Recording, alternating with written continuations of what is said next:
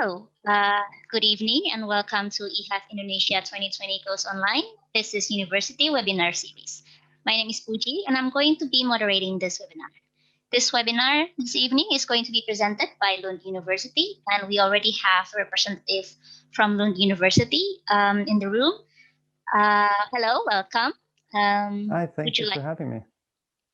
Oh, thank you for joining us today. Would you like to introduce yourself to the audience? Yeah, I'm Keith Sailing from Lund University, and I work specifically with applicants from Indonesia. So I'm happy to be here today participating in EHAF. Thank you for having me. Right.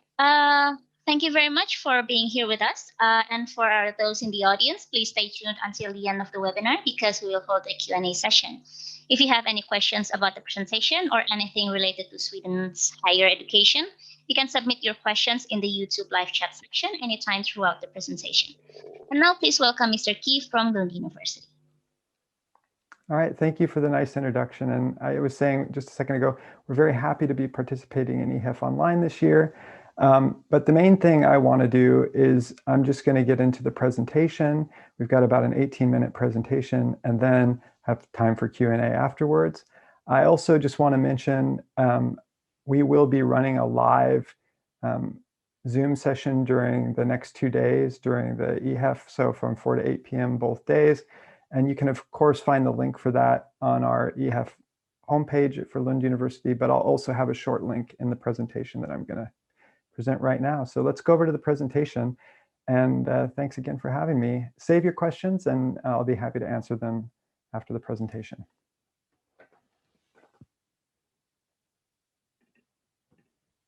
Okay.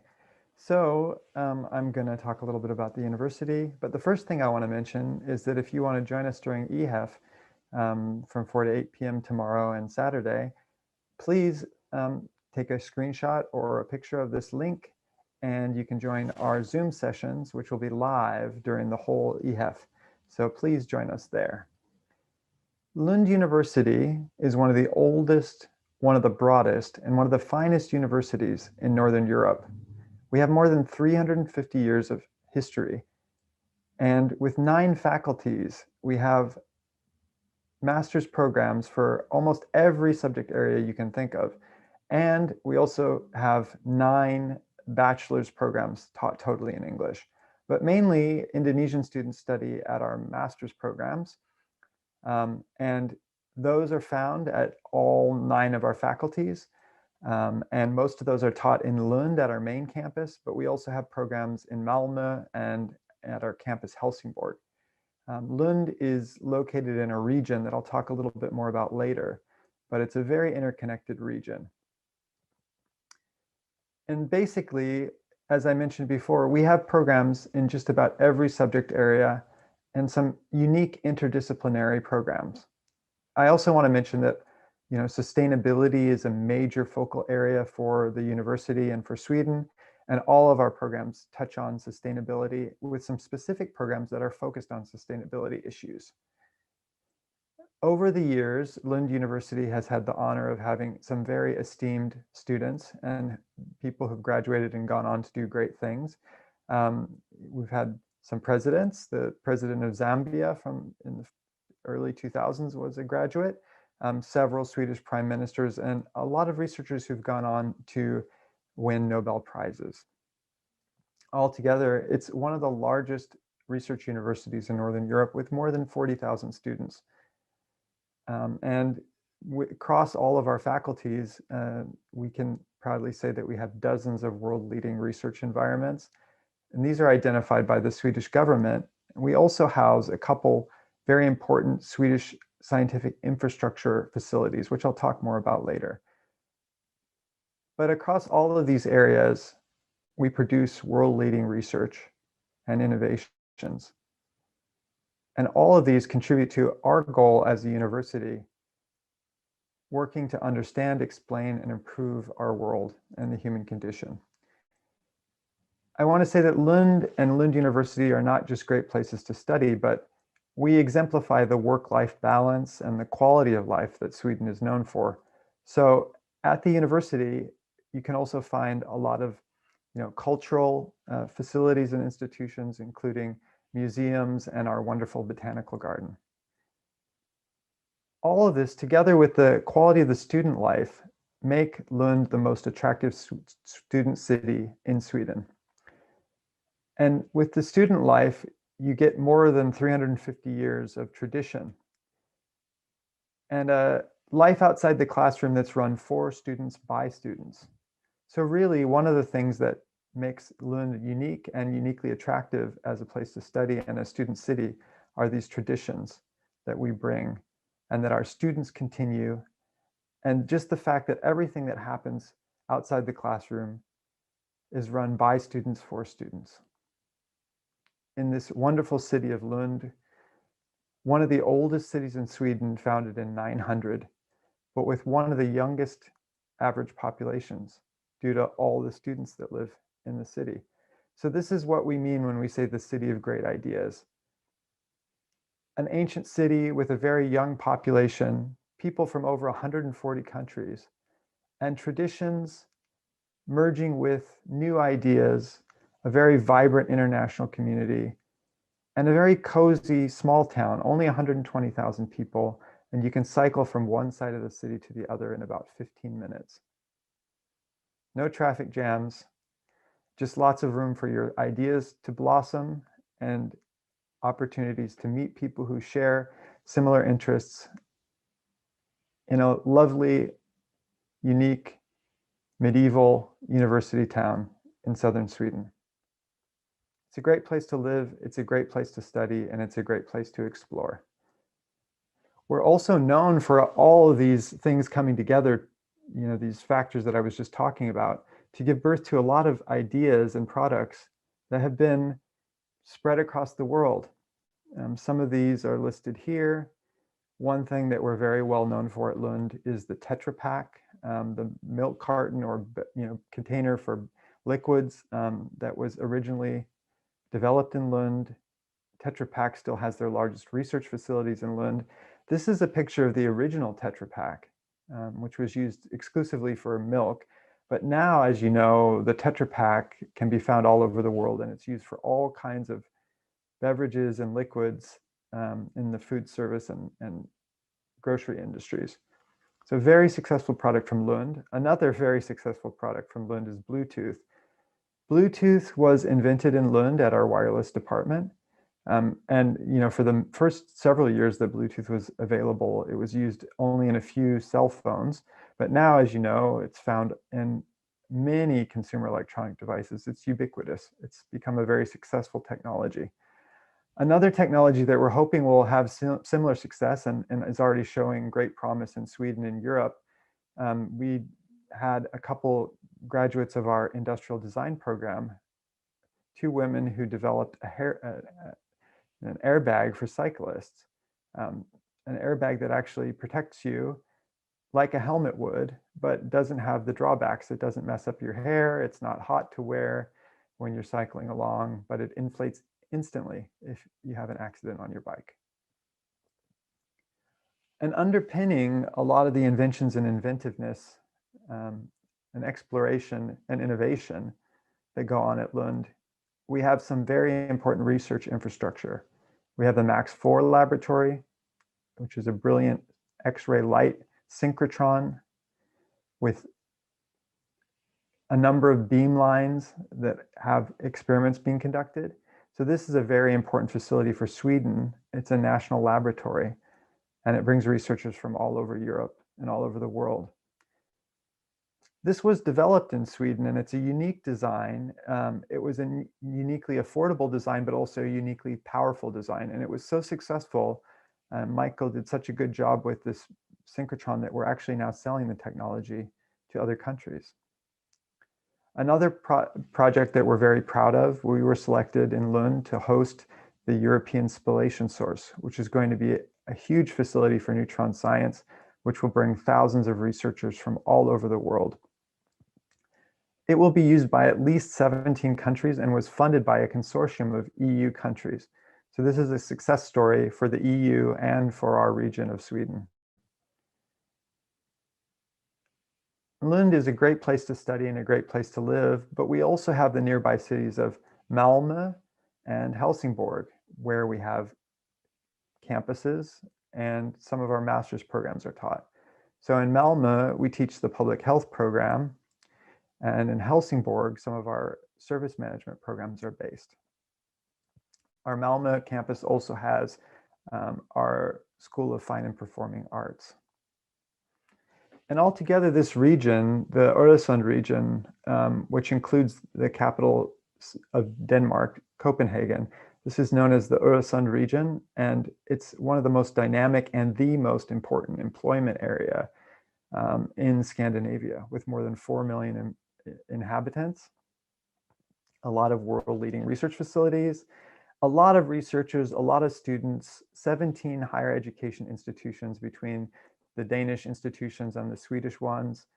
It's a very knowledge-intensive and cosmopolitan region, all connected by train and very easy to get around.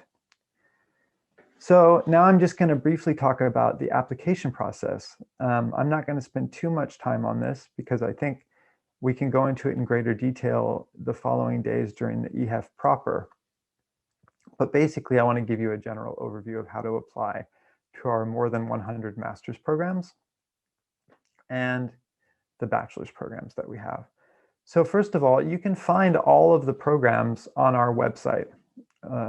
And it's probably easiest to navigate our website to find the programs. But once you are ready to apply, you will apply for courses and programs via the universityadmissions.se website. So this is the website that you'll create an account on and that you'll upload all your documents to. And basically, it's the main website that students use for applying to any Swedish university. One thing I want to highlight here is the deadlines. It's important to keep in mind that you have to complete your application by the 15th of January, and that means choosing the programs that you would like to study and submitting the online application. This has to be done by the 15th of January. And then the 1st of February is also an important deadline. That is the hard deadline for all of your documents to be provided, including your English test results. And you have to pay the application fee by the 1st of February. So that's really vital. If you don't complete those steps according to the deadlines, it will result in a late application.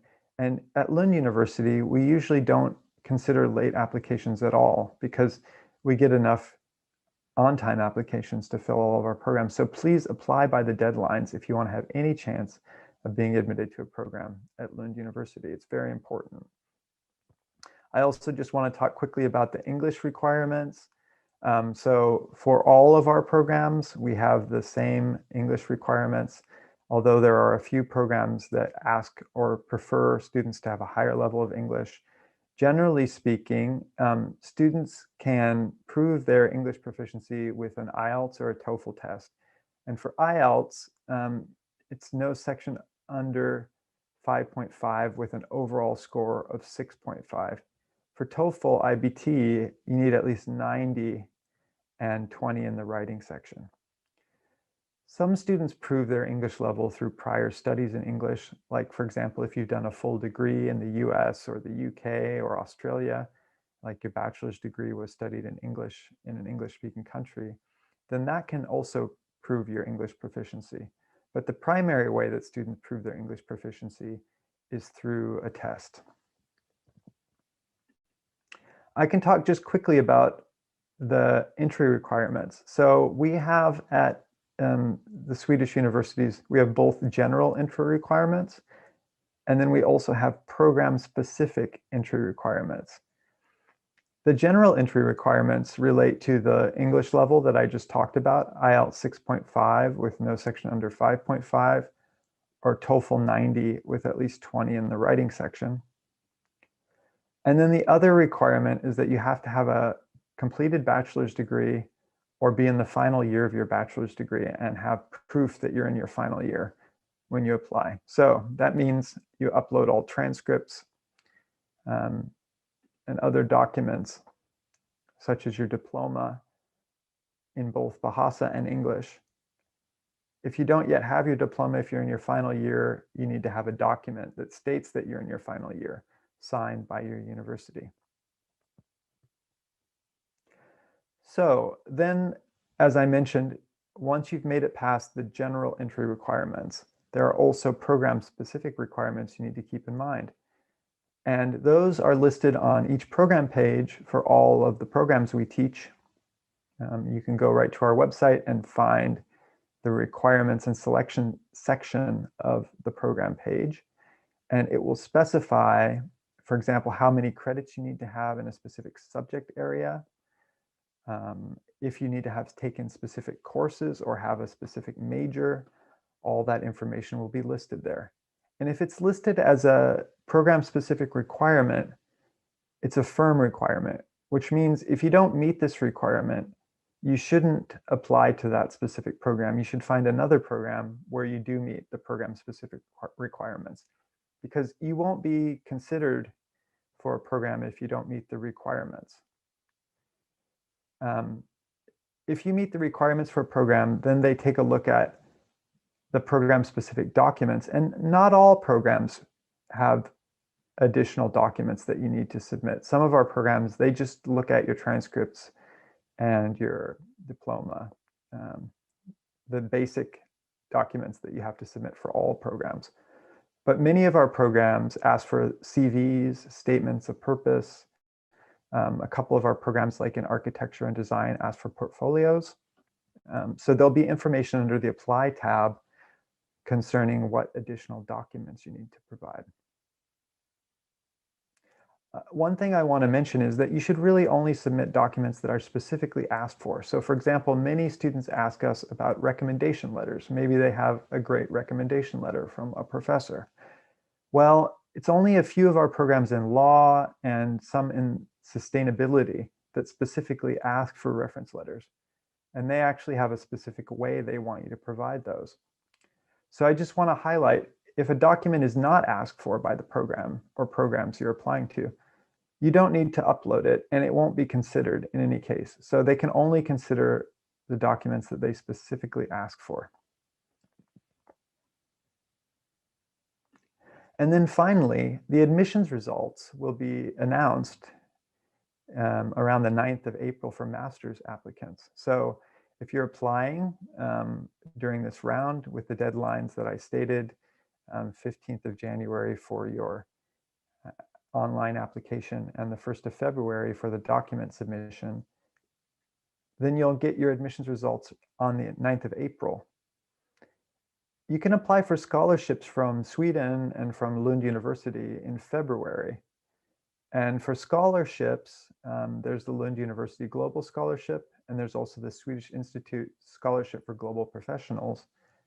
We can talk more about those during the EHEF live sessions over the next 2 days. But just to recap, please pay attention to the deadlines. Make a complete online application by the 15th of January. Complete all your documents and pay your application fee by the 1st of February. And then in February, you can apply for scholarships. And the admissions results come out on the 9th of April. And shortly thereafter, you'll find out about the scholarship results. You can get a hold of me at this address, keepsailing@er.lu.se, and you can connect with Lund at any of these sites on any of these platforms. I also want to highlight that PPI Swedia is very active, and we have a local branch here in Scania in the southern part of Sweden. They would love it if you reach out to them and get in touch, and they're very helpful with information, and they can share their perspective and their experiences as students in Sweden and at Lund University. They'll also be joining me. 3 students on each of the next 2 days will join me to chat with you, answer your questions, and there's also going to be a quiz during our live sessions at EHEF. So please join us via Zoom in our live sessions during the 2 days of EHEF from 4 to 8 p.m. each day, tomorrow, Friday, and also on Saturday. So we look forward to seeing you there. And that's about it from Lund University. So thank you for paying attention to the presentation, and we'll go right into the Q&A now. Okay.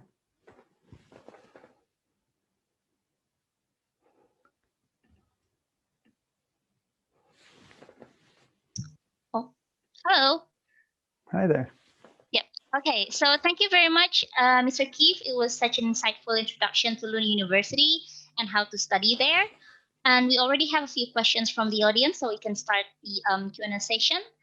The first a few questions actually are on the same page, which are about admission. So someone from the audience is a high school student studying social science, and they want to apply for bachelor degree in a science subject, but it's like they don't actually fulfill the entry requirement because coming from social science in high school. So what would you suggest? Yeah, so for our bachelor's programs, I mean, we have 9 that are taught totally in English, as I mentioned, and they all have very specific entry requirements that are based on what a Swedish student would study in their upper secondary or their high school. So the simple answer is, if you don't meet the requirements that are listed for the program, for example, for the science programs, they usually require a high level of math. Some of them require a high level of physics or chemistry to be taken in upper secondary school. The best way to meet those requirements are to take some university level coursework that would match up with the requirements. So it is a bit of a problem for students from around the world who are applying to our bachelor's programs, because they need to ensure that they meet those requirements. If they don't meet or have equivalent coursework to those requirements, they won't be considered for admission. So that's the way it works. All right, thank you. More question on admission is, again, from the audience: can an oceanography bachelor specialized in biological oceanography, that's very specific, getting admitted to Master in Aquatic Ecology program? So for the aquatic ecology program, there are some specific courses that you need to have.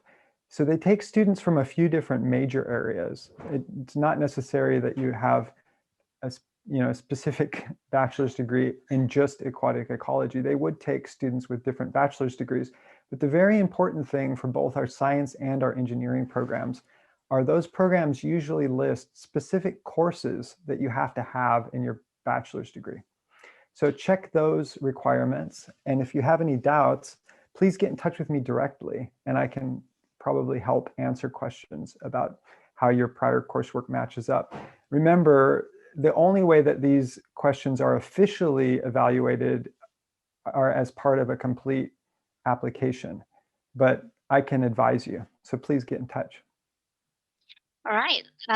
Thank you for enlightening me, the audience. And more question, actually, this is related to more about research project. Do you have any list of research project availability that people can access publicly? Like, for example, this audience asked for this specific list for food technology master's program. Yeah, so if there are projects identified at, for example, our engineering school, they actually have a database of these projects on their website. So you can find, for example, projects that companies have proposed that master students work on. So they're out there and they're on our website. And if you'd like the exact link to it, please contact me and I can provide that. It's quite common that master students in the engineering school do their master's projects together with a company who has a problem that they need solved. So those projects are listed in a database. So for example, for food technology. Right, thank you. We have more questions on admission. Someone from the audience is wondering about the minimum entry IB score for an undergraduate for biomedicine, and would be IB students exempted from the English test? So if you've done an IB in your upper secondary is taught in English, then yes, you should be exempted from the English requirement. Now, regarding a minimum score, students compete in every application round and are ranked. So it really depends upon the competition in that cohort. So we don't have a minimum score, and I can give you some guidance as far as there are records of which score levels were required to be admitted in prior years, but they're not listed by IB score. They're listed by, we basically convert the IB grades into an equivalent to what a Swedish student would have as far as a point score. So the historical records that are available online in a central database that's run by our university admissions national system, those list the equivalent Swedish scores, but those are available. So if you want to take a look at those, it's statistics at UHR, and it's the website's in Swedish, but it provides all the historical data about admissions to the bachelor's level. All right, thank you very much. We have more questions on admission now. It's for the master's program. So someone from the audience asked about the summary sheet for master's program in EEBD, has a question about the ranking of our previous university. Unfortunately, they cannot provide it because it doesn't, it's not listed with a rank, only stars. Is it okay to leave that question, or what should they do? Yeah, that's fine. If the university is not showing up in the major ranking in the ones that the engineering school lists, then yeah, that's fine. You can list information that you have. If it's not a specific ranking, then you can just indicate that. Right. More question on admission. This time is for the PhD program. People are really interested, and it's for different levels as well. So I think it's an exciting part for this webinar. So they would like to hear more about PhD programs, specifically whether they have to contact the supervisor first to discuss topic or projects, or do you just need to contact the university? Yeah, so the PhD process, I don't know if any of the previous universities, the Swedish universities talked about this, but I can cover it. The PhD process in Sweden is much different than in other countries. It's not a normal application for studies.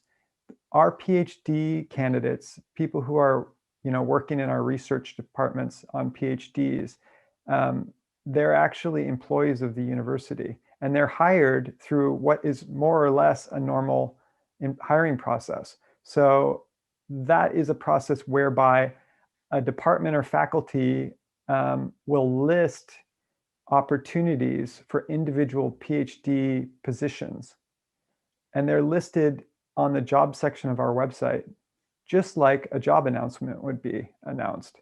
And then the applicant needs to apply for that specific position. So it's relatively important that you fulfill the specific requirements for that exact position. It's not a general application for study. It's a specific position in a department as an employee that you're applying for. So that's quite a different situation from the UK or the US or Australia or somewhere else that a student might be looking at. And basically what it means is that PhD students, PhD candidates, have great working conditions, they're employed, they're a member of staff. But it also means that these positions are very, very competitive. So please, if you're interested in a PhD position, check the job section of our website.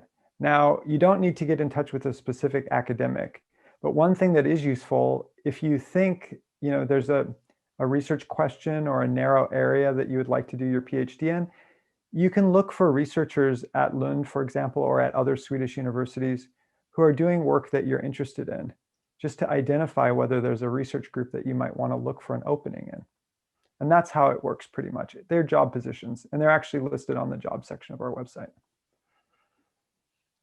All right, thank you very much. Another question on admission. This is from one of our younger audience who just started high school. They ask, what should they prepare from now if they want to apply to study their bachelor's degree in Lund University? And probably a hint about choosing your majors as well. Yeah, it's really good to be thinking ahead if you're thinking about doing a bachelor's in Sweden, because as I mentioned, the most important thing is that you identify a bachelor's program that you're interested in, and then ensure that while you're in high school or upper secondary school or IB or whatever the program you're studying is for your upper secondary studies, you need to ensure that the coursework you do will fulfill or match those requirements. So for example, if it's international business, which is a very popular program at Lund, it requires that you have a high level of mathematics. So you can take a look at that requirement. And if you have the opportunity to study that level of mathematics in your upper secondary school in Indonesia or the IB program you're doing or what have you, then you can focus on that. If you're interested in the science programs that we discussed earlier, they require not only a high level of mathematics, but also specific prerequisite science courses in your upper secondary. So it's a good idea if you're already identifying that you're interested in studying a bachelor's in Sweden, it's a good idea to familiarize yourself with the requirements for the programs you're interested in and try to make sure that the coursework you do as an upper secondary student meets those requirements. If you find that your high school doesn't offer courses that are equivalent, I know that in some countries, students have the opportunity to do, advanced coursework. I don't know exactly what the opportunities are in Indonesia, but it might be worth looking into if you identify that there are basically not the right level of courses available in the curriculum of your upper secondary school. Right. So I suppose one last question on admission. How competitive is Lund University in terms of admission, and what are your most popular programs? Well, Lund is pretty competitive in Swedish context. Some of our programs get more than 1,000 applicants a year.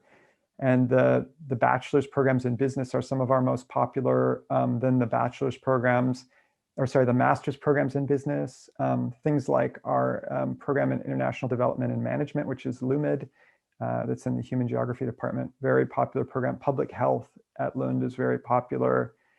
We have some of the most popular programs in Sweden. But what I want, applicants to remember is that if you make a complete and correct application, and if you ensure that you're actually qualified for the programs that you're applying to, you're already doing a really good job and increasing your likelihood of being admitted by quite a lot. Because when we talk about, a program with over 1,000 applicants, sadly, a good number of those applicants, they will be applying for a program that they're not eligible for, they don't have the English requirements for, or they haven't really, thought out or thought through their application completely. So if you ensure that you make a careful and, well-chosen, complete, correct application, you have a good chance. And, Indonesian students get admitted in large numbers every year to Lund University. So I'd encourage you to, just ensure that when you make the application, you're choosing with the full knowledge and understanding of what the requirements for the program are. And if you have any questions about that, you're very welcome to contact us. Right. Thank you very much. That's very encouraging to hear. So we've covered quite a bit about admission, and let's move on to the fun part of life as international student. This question comes up a lot in previous webinar sessions as well. It's about the first months of living as an international student. How is it like being international student at Lund University in terms of, let's say, common challenges, things to adapt with, climate, obviously, and how to get used to the education system? Well, one thing that we do at Lund that's very helpful is we have a housing guarantee for all non-European admitted students, which means that you will be offered a place in our Lund University accommodation if you apply according to the deadlines in the spring after admissions results come out. So that's very helpful because the first thing is, you'll have a place to live, and that's taken care of. Now, the best people to talk to about what it's like to be a new student in Lund are our current students, and they will be joining me both tomorrow and on Saturday during our Zoom session from 4 to 8. So I'd encourage you to drop in there. or on the Unibuddy platform on our website, which is a platform that can connect you with current students. But what I will say is, I was once upon a time a new student in Lund myself, and the experience, it's only gotten better as far as the services we offer and how smooth everything is. We have 2 weeks of orientation at the beginning. So students arrive for master's or bachelor's. If they're international students, they usually arrive 2 weeks early. They have 2 weeks of orientation activities. And then, having a place to live from the moment they get here, and having international mentors meet you at the airport and help you with a train trip to Lund, which is only about 30 minutes from Copenhagen International Airport. All that runs very smoothly. And of course, everyone's excited to get to Lund and experience this wonderful medieval city and all the history and beautiful sights and just the general ambience of the city and the environment. And the weather is usually quite nice when students arrive in August. So they kind of get a nice transition period. But then, of course, it's November now here, and the sun goes down at 3:30 in the afternoon currently, and the days are still getting shorter. So there are a lot of things to adjust to. One of the things that we do to really help with that is we have a mentor program, students that are in their second year or who are studying over multiple years, who help first-year students with all the little questions about where to find food that makes them feel at home, or how to stay warm, what's the best jacket to buy for the kind of climate that we have down here in southern Sweden, which is cold, but it's not nearly as cold as other parts of Sweden. On the other hand, we have quite a lot wetter weather down here. And then also like strategies around dealing with the darkness, because actually I think for most people, the short days are more difficult to deal with than the cold weather. And things like spending 45 minutes or an hour outside every day during the sunniest part of the day, even if the day is kind of cloudy and dark, it helps a lot just to be outside and get that, solar energy, even if you don't see the sun. So tips like that are things that mentors can help you with. And also, we have a great resource here in PPI Swedia, the current Indonesian students who have been also doing all of these things for new Indonesian students alongside and in concert with the other services and connections that we offer. So that's really great. And the students that will be joining me tomorrow and on Saturday are all members of PPI Swedia, and they can tell you more about that. All right, that's delightful.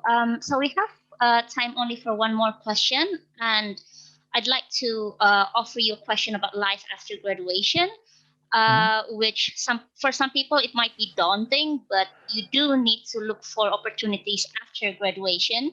So what is it like, the job opportunity after graduation from Lund University? Like, for example, is it common to have on-campus recruitment, or do the students or graduate have access to support from the university or linked to industries for them to find employment?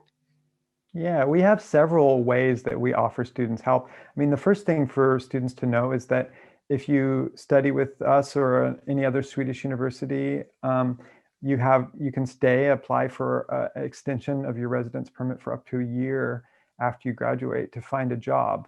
And now, one thing that continues to be pretty easy in Sweden compared with other countries is that if you do find an employer who wants to hire you, it's easy for them to switch your residence permit type over so that you can stay. But as far as the services we offer, we have a career service at Lund. Some of our faculties also have a service that they run.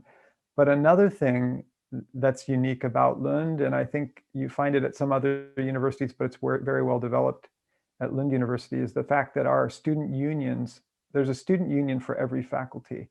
And they actually sometimes have the best connections with the labor market. So student unions like at the School of Economics and Management or the Engineering School or Social Sciences, for example, they have their own career fairs often where they, work with, former students, alumni of ours from the different faculties who are out in the labor market and working around Sweden and around Europe.